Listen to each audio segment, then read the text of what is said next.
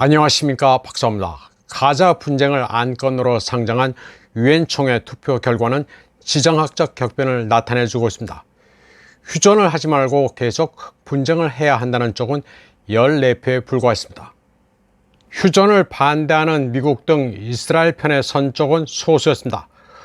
도표의 지도에서 빨간색이 휴전 반대국, 연두색이 휴전 촉구, 노란색이 기권입니다. 휴전 반대는 오스트리아, 크로아티아, 체코공화국, 피지, 과테말라, 헝가리, 이스라엘, 마샬군도, 미크로네시아 연방, 나우루, 파푸아 뉴기니, 파라과이, 통가, 미국입니다. 한국은 일본, 인도, 캐나다, 영국, 독일, 이태리, 호주 등과 함께 기권했습니다. 한국은 그나마 기권이라도 했으니 그럭저럭 본전은 했습니다. 미국, 이스라엘을 무작정 추종하지 않아서 다행입니다. 아랍 무슬림권은 전 세계적으로 47개국입니다. 우리가 눈치를 보자는 게 아니라 이들을 적으로 돌릴 하등의 이유가 없습니다. 반면 즉각 정전을 통해 양측이 화해를 해야 한다는 나라가 120개국이었습니다. 그런데 흥미로운 것은 G7 가운데 어느 한 나라도 미국을 추종하지 않았습니다. 프랑스는 아예 미국 반대편에 섰습니다. 파이브 아이즈의 뉴질랜드도 마찬가지였습니다. 집단 서방 안에서도 미국에 반대하거나 중립을 지키는 분위기입니다. 특히 유럽의 경우 반이스라엘 시위가 거세기 때문에 무작정 미국을 따라갔다가는 재앙을 맞을 수도 있다는 공포도 분명히 있습니다. 자칫 맞아 죽는 분위기입니다. 8.2 전쟁을 둘러싼 세계 각국의 이런 스탠스는 우리가 주의 깊게 잘 봐둘 필요가 있습니다. 지금까지 겪어보지 못했던 지정학적 격변이 일어나고 있습니다. 유엔 총회 이 투표는 법적인 구속력은 없지만 3분의 2가 미국 반대편이라는 점은 예상 밖이었습니다. 국제 질서가 새롭게 재편되고 있는 것으로 볼 수 있습니다. 이런 가운데 이스라엘에 대해 가장 직설적으로 목소리를 내는 나라는 이란입니다.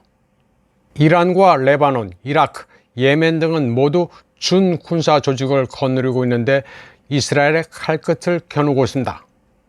이미 예멘의 후티 민병대는 이스라엘에 대해 미사일을 발사했습니다. 레바논의 헤즈볼라도 이스라엘 북부에서 산발적인 교전을 벌이고 있습니다. 시리아도 일촉즉발의 상황입니다. 이스라엘의 시리아의 공항을 미사일로 타격하자 다마스커스도 벼르고 있습니다.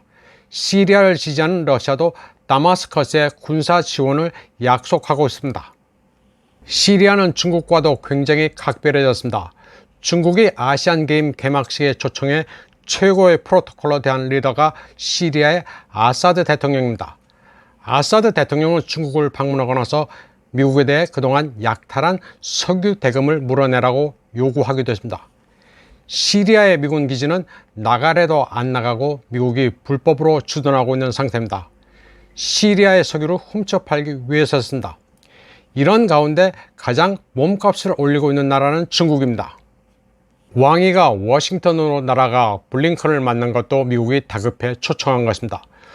중동의 강국 이란과 시리아와 가장 잘 통하는 나라가 중국이기 때문입니다. 이란이나 시리아는 미국이라면 이를 갈고 있기 때문에 대화를 직접 할 수도 없습니다. 또 미국과 사실상 대화가 단절된 러시아와 한마디 할 수 있는 것도 중국이기 때문입니다. 블링컨은 왕이에게 이란을 제재해달라고 요청했을 가능성이 높지만 왕이가 여기에 대해 뭐라 대답했을 가능성은 없습니다. 미중 관계도 마찬가지입니다. 아쉬운 것은 중국이 아니라 미국입니다. 중국 외교부도 이와 관련해 양국 관계가 이마 핑트란 앞에 얕은 시내물모에서 말이 순조롭게 달릴 성이 아니며 그렇다고 자동 운전 모드로 놔두면 악화될 수 있어 미중 회담에 응한 것이라고 밝혔습니다. 중국이 무슨 꼬리를 내렸다느니 하는 해석은 죄다 엉터리입니다. 외교는 꼬리를 말고 내리고 하는 게 아닙니다.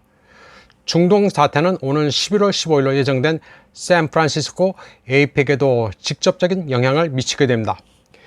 미국 측은 시진핑이 방문해 미중 정상회담에 참석해 주기를 희망하고 있지만 가능성은 반반입니다.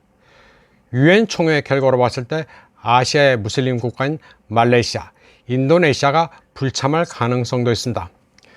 말레이시아는 안와르 이브라힘 총리가 이스라엘 편을 들라고 미국이 공개적으로 압력을 가했다면서 절대 거기에 굴하지 않겠다고 밝히기도 했습니다.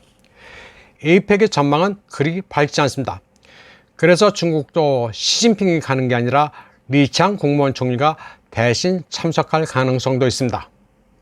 이번 방송은 여기까지 하겠습니다. 시청해주신 여러분 감사합니다.